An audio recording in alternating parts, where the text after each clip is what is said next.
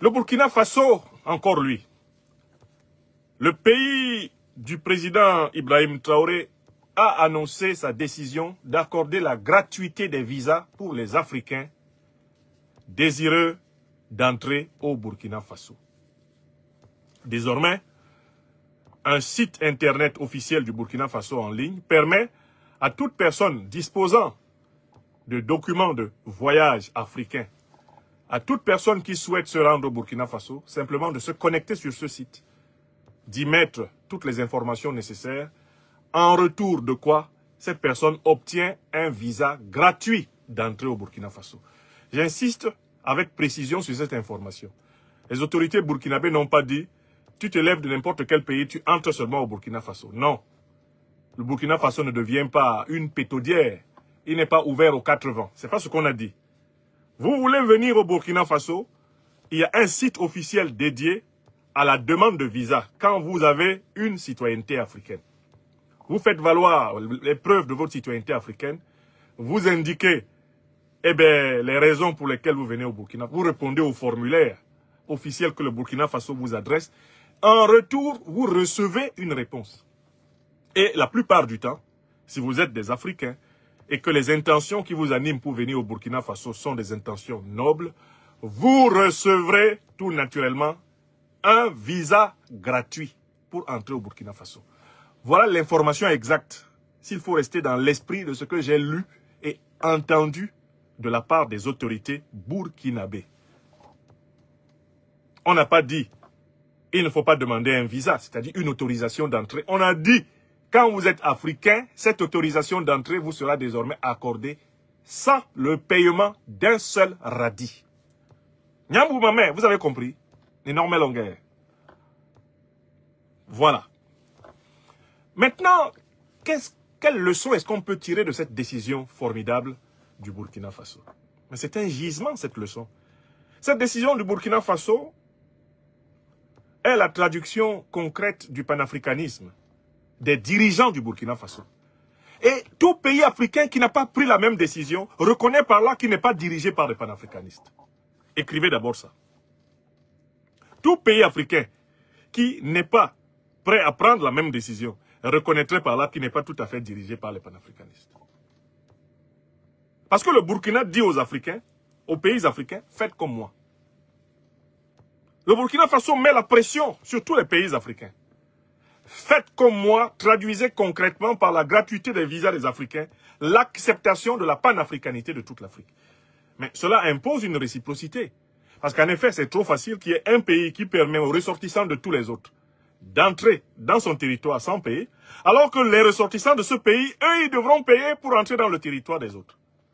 Reconnaissez que c'est une foutaise. Si quelqu'un en partant du Burkina Faso pour aller au Cameroun doit payer, alors que quelqu'un partant du Cameroun pour entrer au Burkina Faso ne paye pas. C'est une foutaise, non? C'est une grosse foutaise. Si quelqu'un qui part, du Gabon pour venir au Burkina Faso ne paye pas, alors que quelqu'un qui part du Burkina Faso pour aller au Gabon doit payer. Vous avez compris? Le Burkina Faso met les dirigeants africains face à leurs responsabilités. Le Burkina Faso dit à toute l'Afrique, faites comme moi, chiche, montrez concrètement votre panafricanisme. Cela s'adresse à la 50aine de pays africains. Et surtout à tous les pays d'Afrique subsaharienne.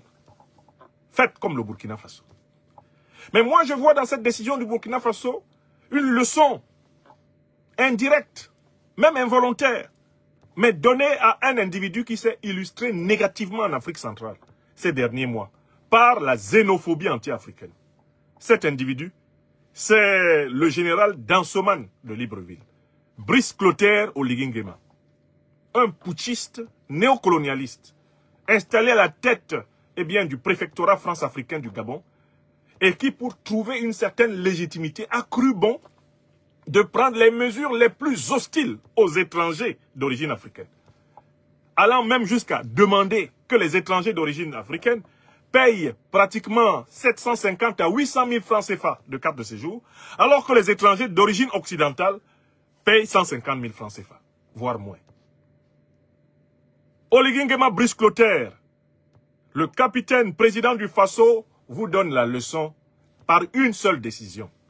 Il dit que si on prétend être un panafricain, si on prétend être au service du peuple africain, si on prétend que le petit paragraphe introductif des messages entre les présidents africains n'est pas une fiction, puisque les présidents africains, quand ils s'écrivent, disent toujours dans une ligne en bas de « Excellence, Monsieur le Président », ils ajoutent toujours « chers frères ». Si vous considérez vraiment que les Africains sont vos chers frères, faites Oligui Nguema, faites comme votre jeune frère, le capitaine, eh bien, président du Faso, Ibrahim Traoré. Oui, Ibrahim Traoré administre une leçon de haute volée au petit esprit d'Oligui Nguema, qui, au Gabon, persécute les Africains, augmente la carte de séjour des Africains, tout en ouvrant son pays aux 4 vents pour les Européens. C'est une leçon pour Oligui Nguema. Et pour tous ceux qui, à travers l'Afrique, vivent dans des pays où il y a une législation de harcèlement. Je pense à des pays comme l'Afrique du Sud. Je pense à des pays comme la Guinée équatoriale. Des pays où les Africains sont harcelés par la xénophobie instillée dans les institutions du pouvoir et dans la population. Que ces pays-là viennent au Burkina, on va leur apprendre qu'est-ce que c'est qu'être africain. Écrivez ça. C'est un message adressé à Ouattara Draman, par ailleurs, le satrape reptilien venu de Sendou, pour troubler la paix des Ivoiriens, et ayant renié notre belle terre burkinabé de Sendou, dans l'espoir de troubler toute l'Afrique avant d'être bientôt dégagé. Alassane Ouattara est celui qui a semé la zizanie dès 1990-91 en Côte d'Ivoire, en instaurant la carte de séjour des étrangers africains, qui a été la source de la politisation de la politique culturelle de l'ivoirité et de l'exacerbation des tensions dans ce pays. Alassane Draman Ouattara, Ibrahim Traoré vous donne une leçon depuis Ouagadougou. Sur la terre de Thomas Sankara de Ibrahim Traoré dit « Toute Africaine, tout Africain qui en a donné la preuve pourra entrer et bénéficier donc pour cela d'un visa gratuit. » Ouattara Draman, honte à vous. Voilà un véritable fils du Faso. Non pas un renégat de la pire espèce comme vous, Ouattara Draman. Voici un véritable fils du Faso.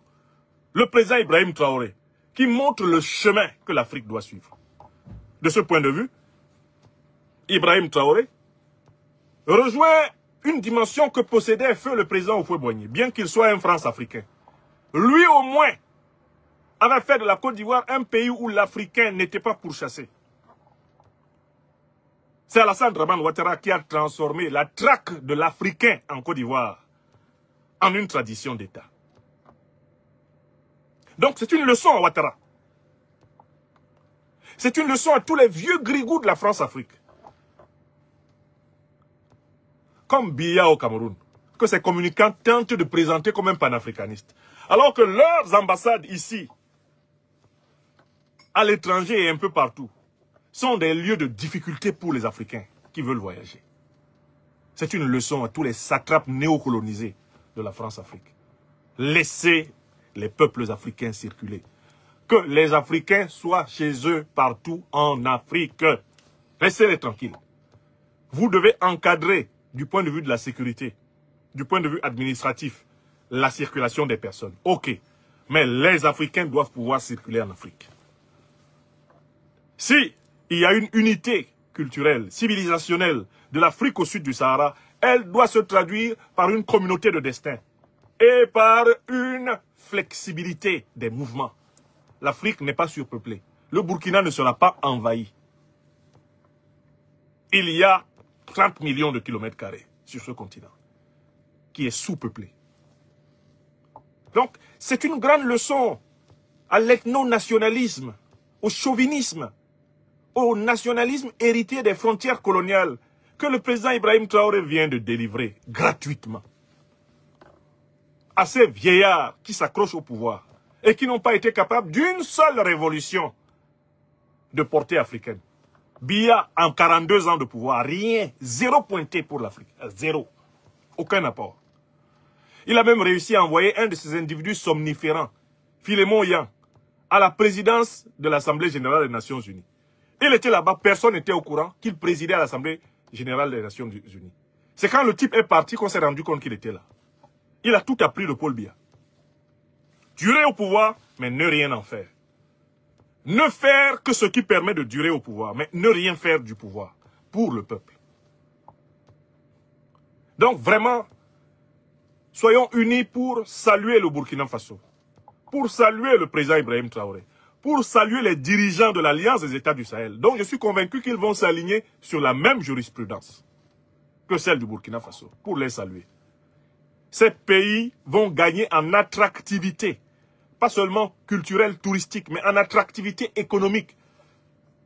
Car en facilitant la circulation des Africains, ils donneront davantage aux Africains envie d'investir chez eux. Qui n'a pas envie d'investir dans un pays où il peut aller et revenir sans difficulté? Qui n'a pas envie d'investir dedans? Rendez-vous compte que plusieurs de ces pays africains ont mis en place une législation qu'ils utilisent pour persécuter ceux de leurs ressortissants qui auraient acquis d'autres nationalités. Au point même que, pour des gens qui ont acquis d'autres nationalités, rentrer dans leur propre pays natal est plus difficile que pour des étrangers. Est-ce que vous vous rendez compte de l'incongruité de cette affaire? Le président Ibrahim Traoré montre le chemin. Une fois de plus, l'AES à la pointe du combat. Et je tenais ici vraiment à le saluer. Nous allons passer à la troisième bonne nouvelle qui nous intéresse dans cette affaire. La troisième bonne nouvelle qui nous intéresse dans cette affaire. La troisième bonne nouvelle qui nous intéresse dans cette affaire, eh bien, en attendant que l'oncle Medjomensum nous chauffe un peu le cœur.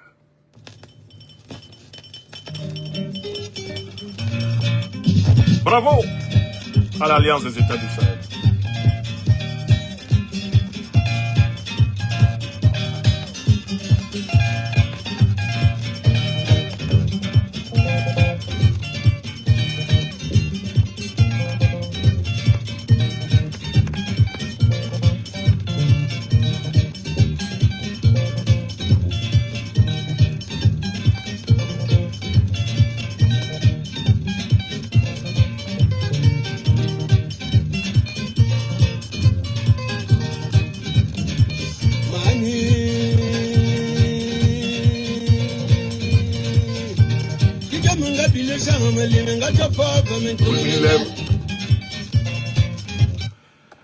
Troisième bonne nouvelle, en cette mi-journée du mardi 16 septembre 2025, les pays de l'Alliance des États du Sahel, réunis en conclave de leur ministre de la Justice à Niamey, sous la présidence de séance du ministre de l'Intérieur de la République du Niger, le général de division Mohamed Toumba,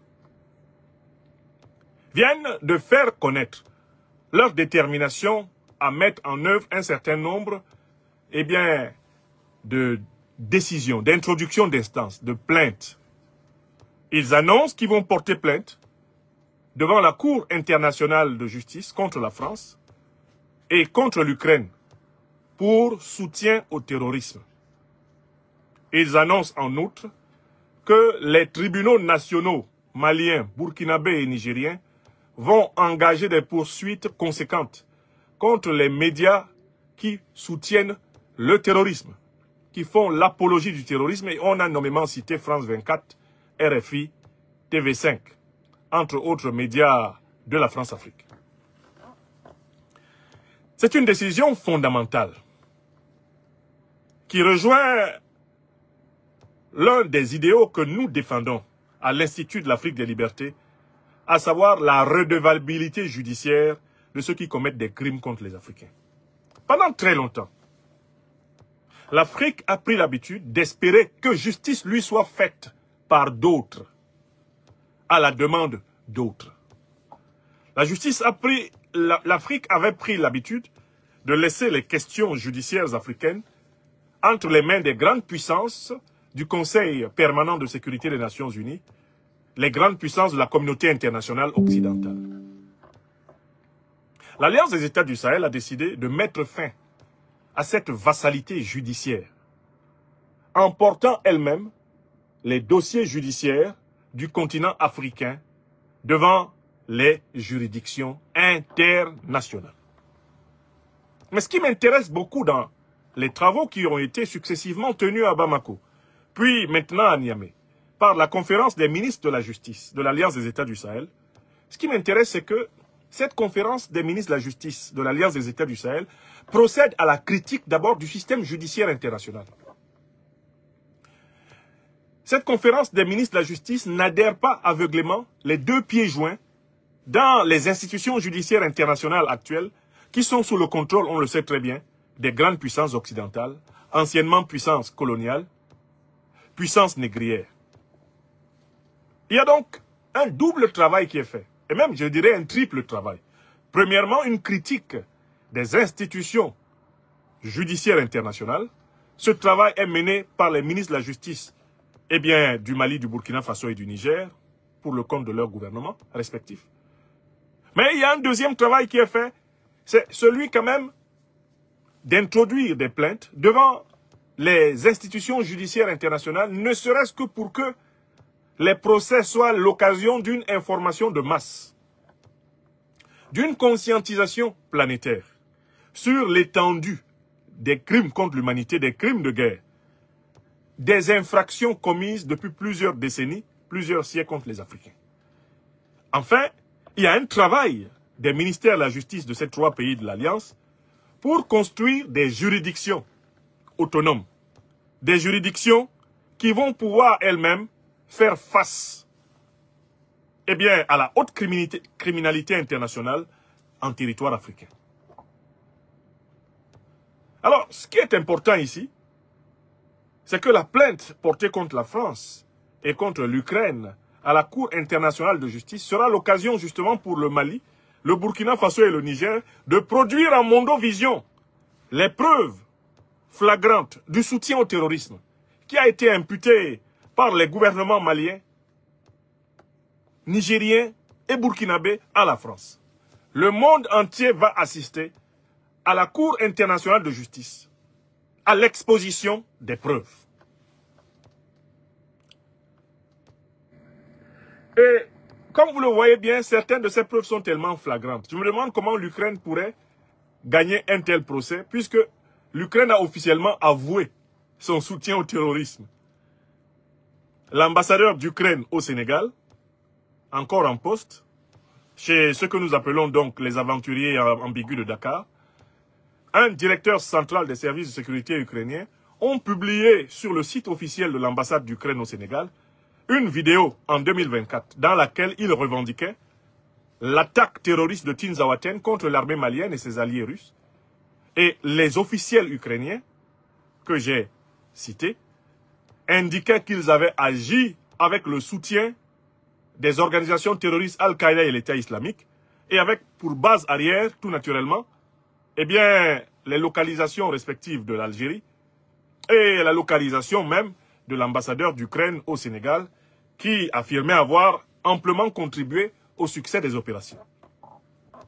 Donc, il y a des preuves tellement flagrantes qu'on est certain que ce sera une joute judiciaire de très bonne qualité où le pouvoir corrosif de la vérité ne manquera pas de faire son effet. Je voudrais saluer les autorités de l'Alliance des États du Sahel, parce que c'est l'une des causes que nous avons régulièrement défendues depuis plus de 20 ans. Nous demandons depuis plus de 20 ans, dans nos conférences et dans nos livres, que les tribunaux africains se saisissent des crimes de la traite négrière, les crimes de guerre, les crimes contre l'humanité, de la pénétration coloniale. Les tribunaux africains doivent s'en saisir. Nous le demandons depuis très longtemps. Et nous disons que partout où il existe une cour de justice internationale, même si on sait que ces cours de justice sont amplement braquées par les puissances impérialistes et néocolonialistes occidentales, il faut, pour la mémoire et l'archive de l'humanité, porter toutes les plaintes nécessaires, afin que nul n'en ignore. Je vous pose la question parce que vous êtes mes témoins. Vous êtes ceux qui m'accompagnaient au fil des jours, à travers les conférences que je donne. Est-ce que vous reconnaissez, dans les décisions que l'Alliance des États du Sahel vient de prendre, pour poursuivre dans les tribunaux nationaux sahéliens les médias coupables de soutien au terrorisme, d'apologie du terrorisme. Et ici, la plainte va viser nommément France 24, RFI, TV5, ont annoncé les ministres de la Justice du Sahel. Est-ce que vous vous souvenez que votre serviteur demande ça ici, depuis plus de 10 ans? Faudrait-il que je republie les conférences nombreuses dans lesquelles j'ai demandé, appelé les dirigeants de tous les pays africains, à demander à nos procureurs de la justice de la République de s'attaquer à tous ceux qui de près ou de loin ont contribué aux actions terroristes contre notre peuple? Voici un exemple du succès du plaidoyer pour la justice. C'est un plaidoyer pour la justice qui vient d'aboutir. En effet, on ne peut pas porter plainte contre un État à l'intérieur d'un tribunal national. Pour porter plainte contre un État, il faut élaborer une cour internationale de justice. Car seul le droit international peut primer sur le droit national. Vous comprenez? Mais des individus, des organes de presse qui soutiennent les terroristes d'Al-Qaïda et l'État islamique, qui leur accordent l'exclusivité, qui mentent sur les événements qui se déroulent dans la lutte antiterroriste au Sahel, qu'est-ce que nos magistrats attendaient depuis pour les poursuivre? Qu'est-ce qu'ils attendaient depuis pour les poursuivre? Puisque pour moins que cela, on est poursuivi en France, on est poursuivi en Europe, pour moins que cela. Vous voulez compter le nombre de procès pour diffamation qui sont menés ici, notamment contre les figures de l'éveil africain? Moi, Sylvain Ité, anciennement ambassadeur de France au Niger, il a porté plainte contre moi, au motif que je l'ai diffamé, en lui reprochant sa condescendance, son mépris envers les populations africaines, quand il était en fonction comme ambassadeur chargé de la diplomatie publique de la France en Afrique, ou ambassadeur de France au Niger. Lui, il a porté plainte pour ça. Et il est soutenu par ses patrons. Alors que le même individu devrait être poursuivi pour des motifs sérieux. Vous voyez? Des médias qui donnent la parole à Iyad Agali, des médias qui consacrent des interviews exclusives à des chefs terroristes dont le visage est masqué, des médias qui font cela. Qu'est-ce que nos juges attendaient? Qu'est-ce que nos procureurs attendaient? On attendait une volonté politique. On attendait le courage politique. L'AES montre cette volonté politique. L'AES montre ce courage politique. Il faut les féliciter. Il était temps que nos magistrats servent au moins à défendre nos populations contre les individus, les associations et les médias terroristes. Il était temps. Même si un mandat d'arrêt international pour saisir ces individus aurait peu de chances de prospérer à court terme, il faut les condamner pour ce qu'ils font. Il faut les condamner. L'apologie du terrorisme, là, elle doit être condamnée. Quand vous êtes un journaliste reconnu pour apologie du terrorisme dans 1, 2, 3, 4, 5, 6, 7, 8, 9 pays africains, ça change votre vie.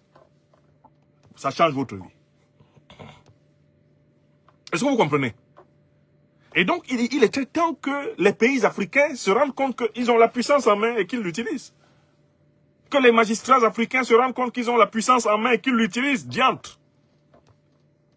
Parce que qui va défendre les populations africaines?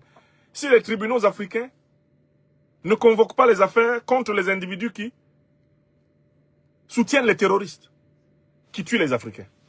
Qui va défendre les Africains? Si les magistrats, les procureurs de la République ne font pas leur travail. Qui va défendre les Africains? N'oubliez pas de vous abonner et d'activer la cloche de notification pour rester informé de nos prochaines vidéos. Restez à l'écoute pour les développements passionnants à venir.